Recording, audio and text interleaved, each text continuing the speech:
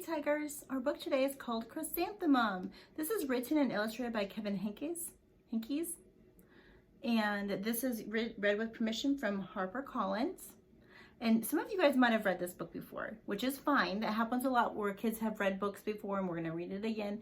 You always learn something new every time you read a book. This is Chrysanthemum. Today we're going to talk about the author's message, what the author wants you to learn from this text. And also the character changes throughout this text. So I want you guys to be thinking how the main character, Chrysanthemum, is going to change throughout this. Chrysanthemum. The day she was born was the happiest day in her parents' lives. She's perfect, said her mother. Absolutely, said her father. And she was. She was absolutely perfect.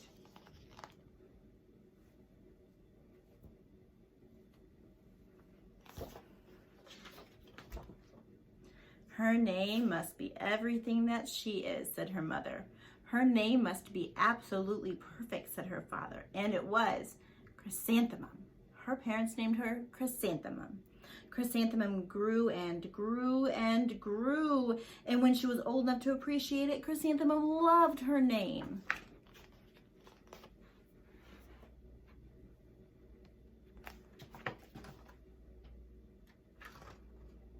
She loved the way it sounded when her mother woke her up. She loved the way it sounded when her father called her for dinner. And she loved the way it sounded when she whispered it to herself in the bathroom mirror. Chrysanthemum, chrysanthemum, chrysanthemum. Chrysanthemum loved the way her name looked when it was written in ink on an envelope. She loved the way it looked when it was written with icing on her birthday cake.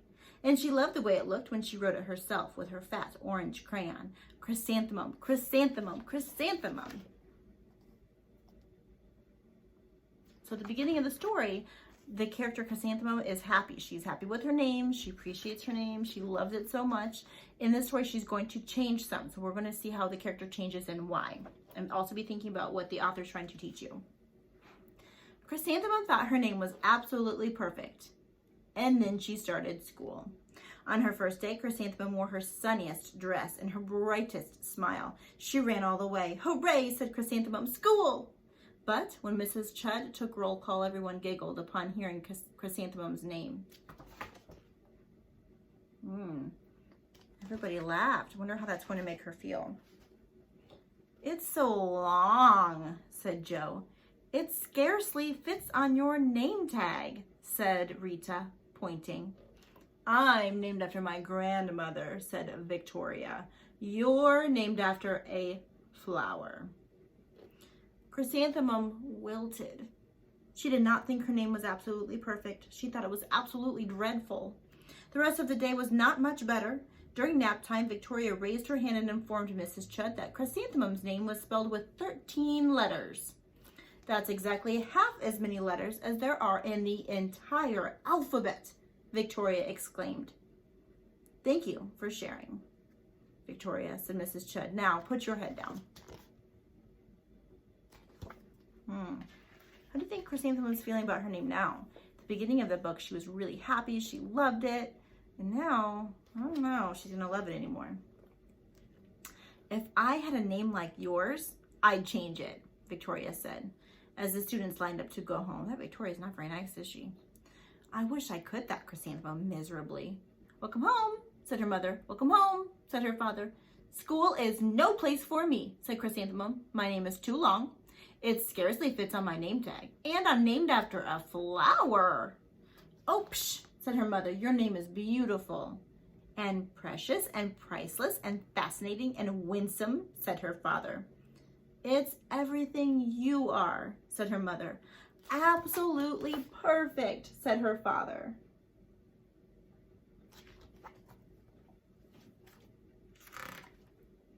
Chrysanthemum felt much better after her favorite dinner.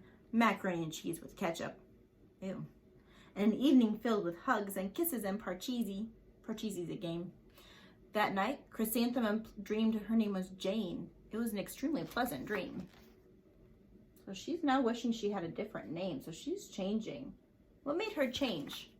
What made that character change?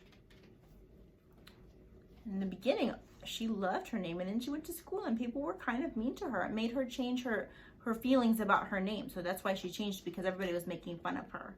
So let's see if she keeps the same mindset or if she changes her mind again, if she changes throughout the story some more.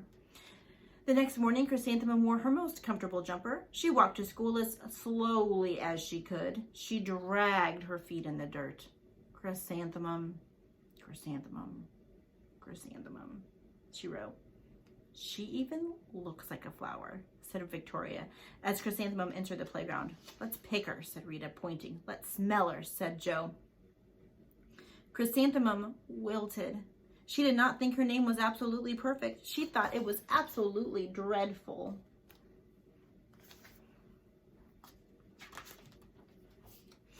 The rest of the day was not much better.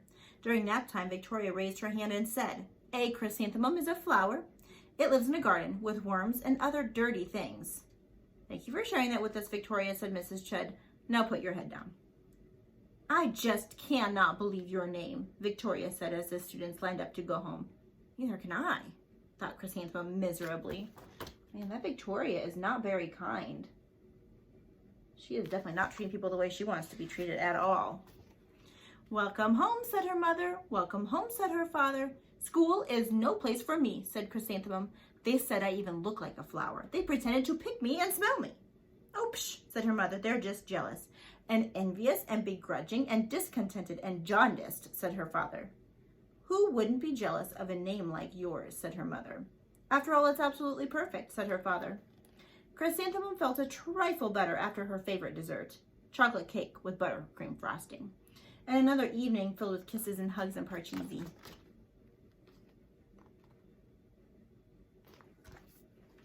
So she's still feeling really sad. That night, Chrysanthemum dreamed she really was a chrysanthemum. She sprouted leaves and petals. Victoria picked her and plucked the leaves and petals one by one until there was nothing left but a scrawny stem. It was the worst nightmare of Chrysanthemum's life. Chrysanthemum wore her outfit with 7 pockets the next morning. She loaded the pockets with her most prized possessions and her good luck charms. Chrysanthemum took the longest route possible to school. She stopped and stared at each and every flower. Chrysanthemum, chrysanthemum, chrysanthemum, the flowers seemed to say. She's still really sad about her name. That morning, the students were introduced to Mrs. Twinkle, the music teacher. Her voice was like something out of a dream, as was everything else about her. The students were speechless. They thought Mrs. Twinkle was an indescribable wonder. They went out of their way to make a nice impression. Mrs. Twinkle led the students in scales. Then she assigned roles for the class musical. Victoria was chosen to be the dainty fairy queen. Rita was chosen to be the spiffy butterfly princess. Joe was chosen to be the all-important pixie messenger. And Chrysanthemum was chosen to be a daisy. I wonder how she's going to feel still.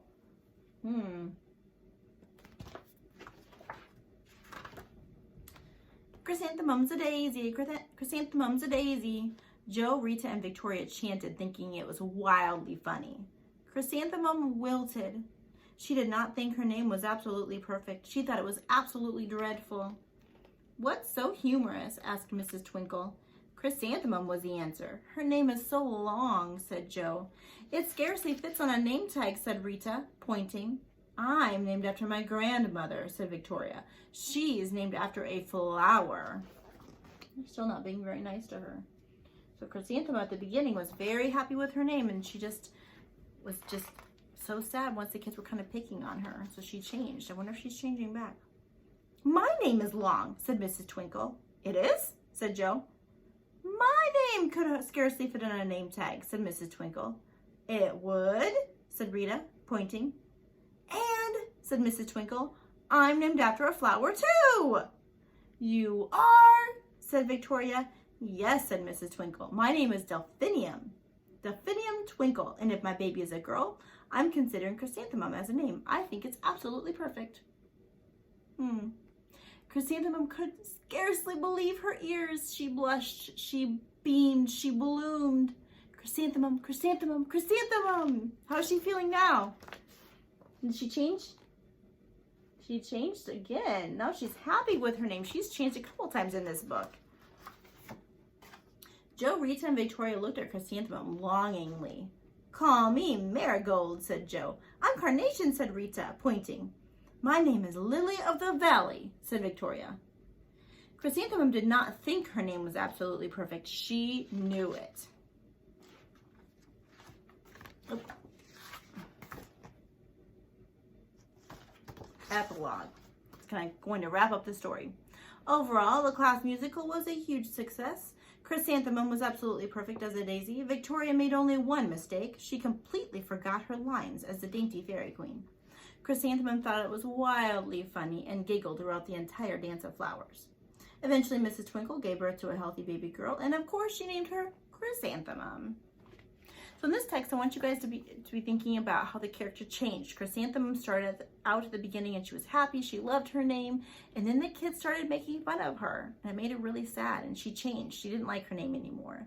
But then later on in the book, she started to like her name again. Do you guys remember why she started to like her name again? What made her change the last time? When the teacher said that her name was very similar to Chrysanthemum's name, that made her change. So what do you think the author wants you to learn from this book? What is the author's message? Let's see, Chrysanthemum didn't like her name because people were making fun of her, but shouldn't you just like the way you are, just the way you are? I think the author's trying to teach us just to be who you are, be yourself, because you're perfect just the way you are. All right, I'll see you guys next time.